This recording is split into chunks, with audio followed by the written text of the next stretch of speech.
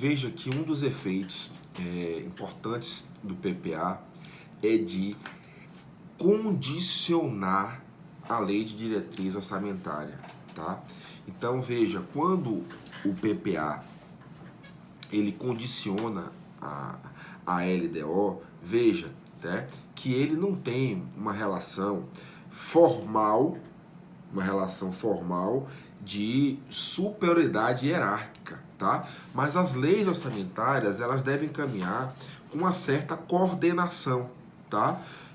Com uma certa logicidade material entre elas, tá? Então, o que eu quero dizer com isso? A partir do momento em que ele condiciona a lei de diretrizes orçamentárias, tá? Ele torna o sistema coeso, tá? Ele, na verdade, estabelece um sistema de planejamento no ente, tá? Então, cada ente federativo, a partir deste condicionamento, ele tem coesão, tá? No seu sistema de planejamento, tá? Então, o que acontece? Eu queria que vocês pontuassem alguns artigos da Constituição que mostram essa relação de compatibilidade que deve existir entre as leis, tá?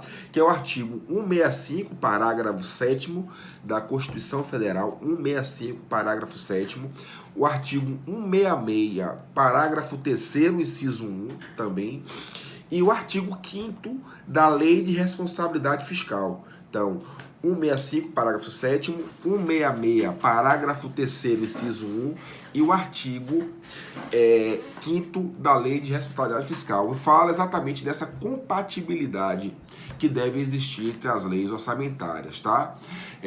Outro papel importante, outro efeito também que se irradia com relação ao PPA é exatamente a vinculação que se deve ter de compatibilidade, de consonância, né, dos programas nacionais, que são setoriais, que são regionais, certo? Com o PPA. Então, programa nacional, regional e setorial tem que ter exatamente compatibilidade com o PPA, tem que estar em consonância. Então, esse é um outro efeito jurídico, tá?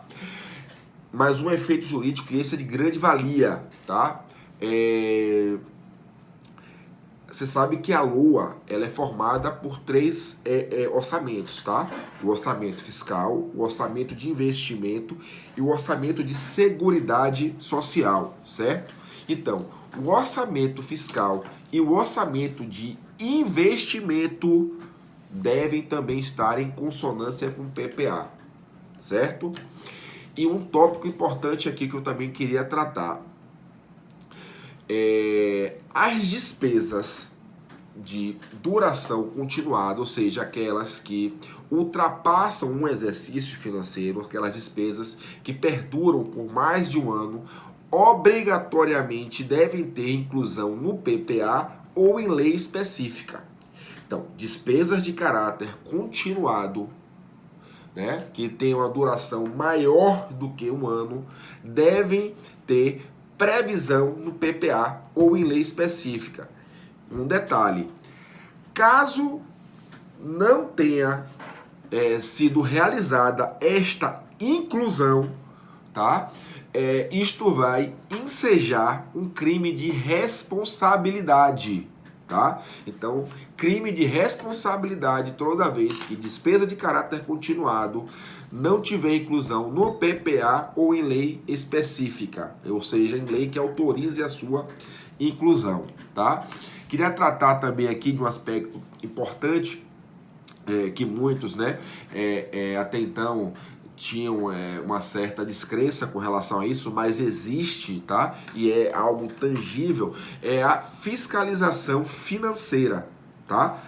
Ou seja, a Constituição estabelece, tá, que se possa realizar uma avaliação do cumprimento de metas que são estabelecidas no PPA. Então, no primeiro momento, tá, esta avaliação de cumprimento de meta se realiza pelo controle interno. Então tome nota que está previsto aí no artigo 74, inciso 1 da Constituição, tá? Então, esta fixação de se fiscalizar através do controle interno é importante, é relevante, por quê?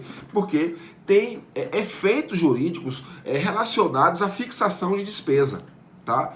E outra observação que eu faço, quando a gente analisa o PPA, é que o PPA, da maneira que é concebido da Constituição Federal, ele estabelece o desenvolvimento de modernas funções relacionadas a esse sistema de controle interno. Por quê? Porque a administração pública, tá?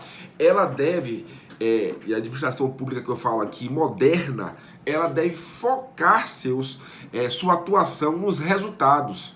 Ou seja, ela é uma administração pública gerencial, ela é uma administração pública que deve primar, sobretudo, pela eficiência, como eu já tinha mencionado, tá? E ela tem que ser comprometida com resultados e metas. Ou seja, já é chegado o tempo em que aquele modelo de administração pública pautado na burocracia, administração burocrática, tá? É muito mais voltada para o preenchimento de requisitos dos atos, né? Da atuação estatal, tem ficado no passado, tá? Então isso é importante também que a gente tenha noção, tá?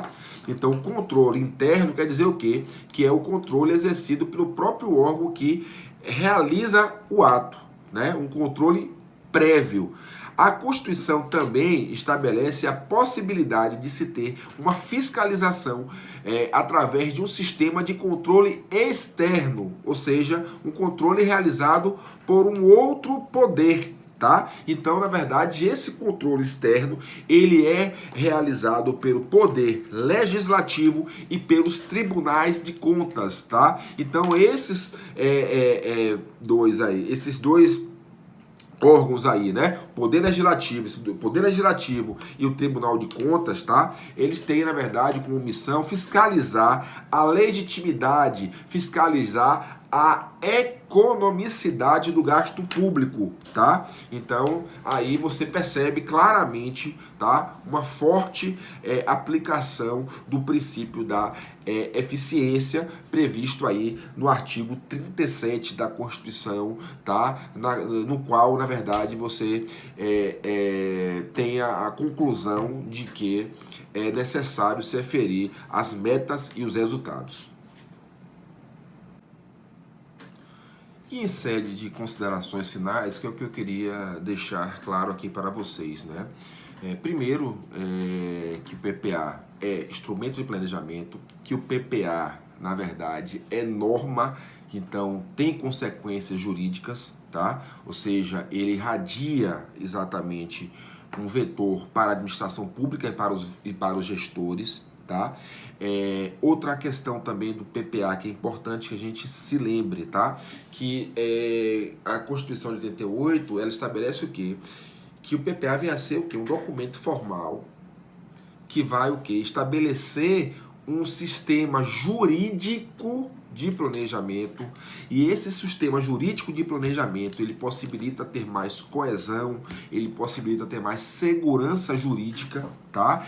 É ainda, dentre as leis orçamentárias, uma lei que não goza, né, em seu plano máximo, né, de toda a eficácia que se espera, exatamente, mas que tem avançado, tá, ao longo do tempo e tem acompanhado exatamente este protagonismo, né, que o direito financeiro vem ocupando, né, nesses últimos anos, tá?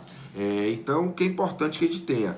Que esse planejamento, que é tão importante para o Estado, né, ele pode transformar exatamente o Estado em um Estado eficiente, em um Estado em que se tenha preocupação em atender os seus objetivos fundamentais, tá? Em um Estado exatamente que tenha, tá, um papel, né, previamente determinado, ou seja, que ao mesmo tempo você sirva de baliza para a sociedade.